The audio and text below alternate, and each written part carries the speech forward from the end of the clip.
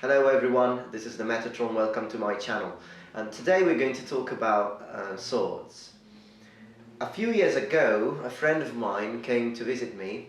She came to my home and she was just looking at my swords. I have a collection of swords and armor, which one day I might show you if you want to see it.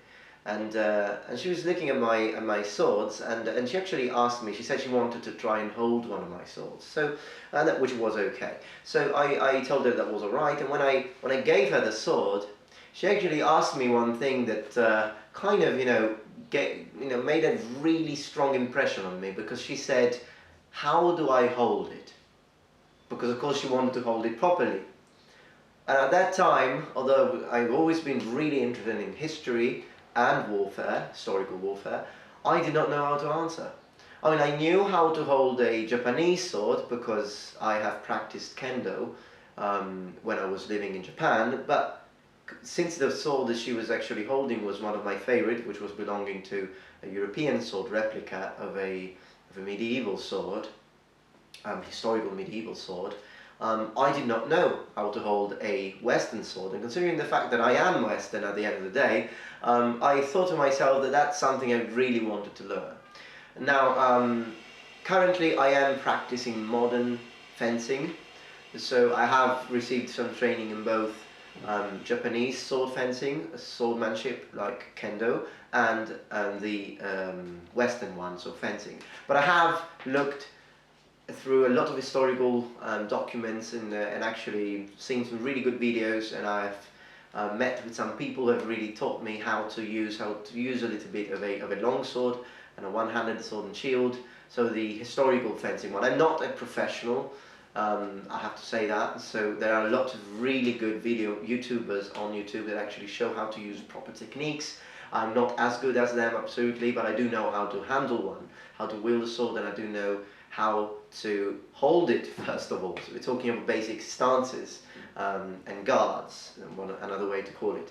So really the question is, so when someone asks you, how do you hold a sword? The real question here is, what sword are we talking about? Because it really changes, it really varies. The styles, the techniques, the way, even the stances change depending on the sword you're talking about, and even depending on what country we're talking about, what kind of sword. Now, there are thousands of swords out there, but I have decided to take some of my replicas and use them as examples of some of the most famous ones. So I would like to begin talking about one of the most famous one, which is obviously the Japanese katana. Here is a replica, it's one of my katanas. Now, a Japanese katana is basically a two-handed sword.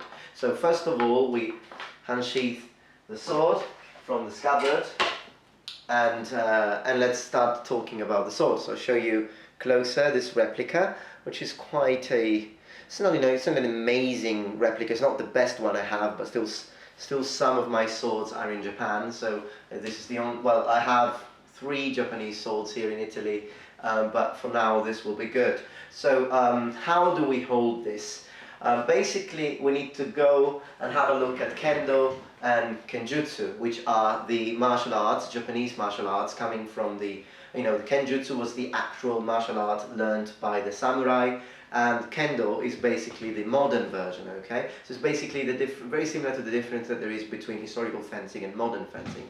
However, one thing that really makes a difference is that where European swords have completely changed in shape, from historical fencing to modern fencing, going from an actual sword and two-handed sword sometimes, depending on the sword, bastard sword, two-handed sword and one-handed sword, to only solo one-handed swords, and normally talking about the rapier and other kind of thrusting weapon, from cutting weapon to thrusting weapon. But with the katana, even though there are some differences, big differences between kendo and kenjutsu, we have to say that the katana hasn't really changed over 900 years. So this sword is basically a two-handed sword. So in Japanese swordsmanship, you don't really have, you do occasionally have one-handed moves, but you almost never have things like this, okay? When you see this is Hollywood.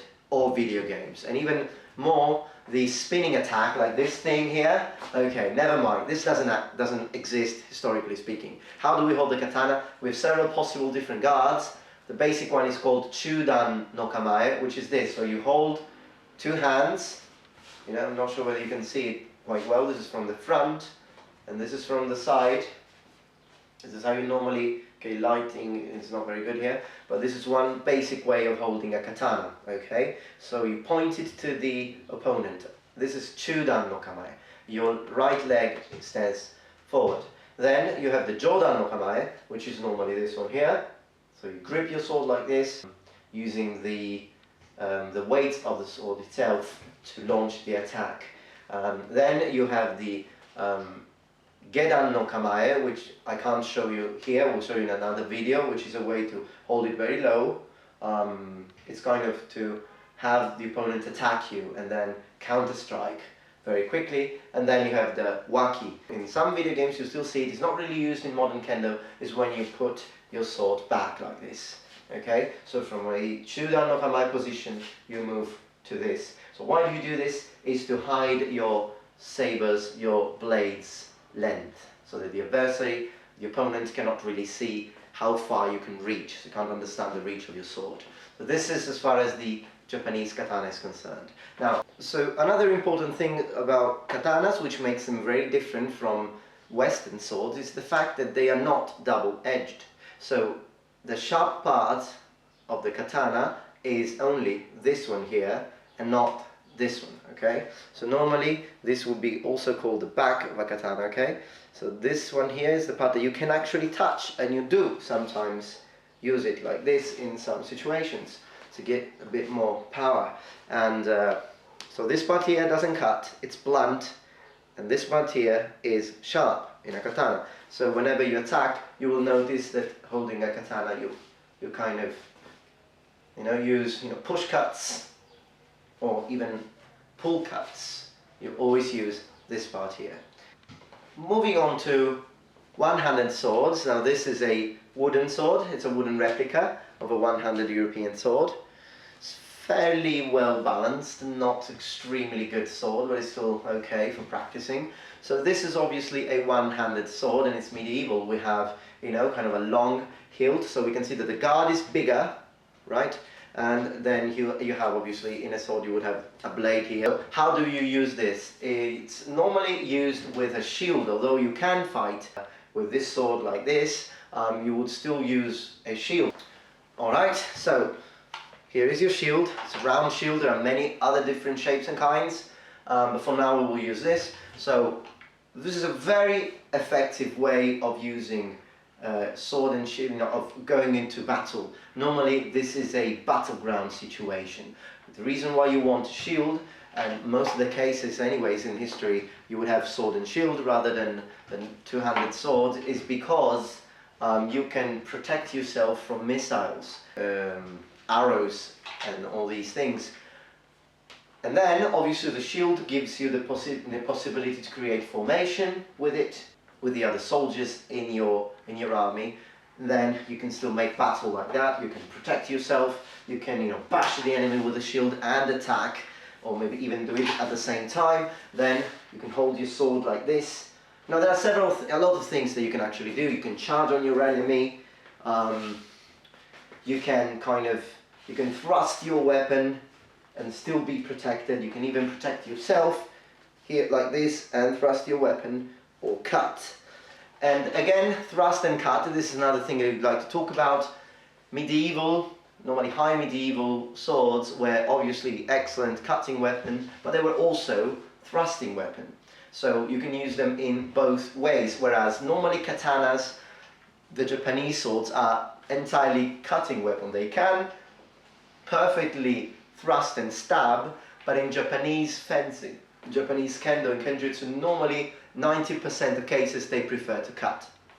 In fact, another way to say kill in Japanese is kiru, which means cut, with the idea of a samurai, you know, cutting a person, killing a person like that. Also, another thing is that the way you hold, the grip here, you do have the standard grip like this, and then you have this one here with your finger, which kind of gives you a little bit more control, particularly for parrying and counter-attack situation. So this would be another thing. So sword and shield combo, very effective, used historically, particularly effective for battlefield situations. Then we move to the longsword.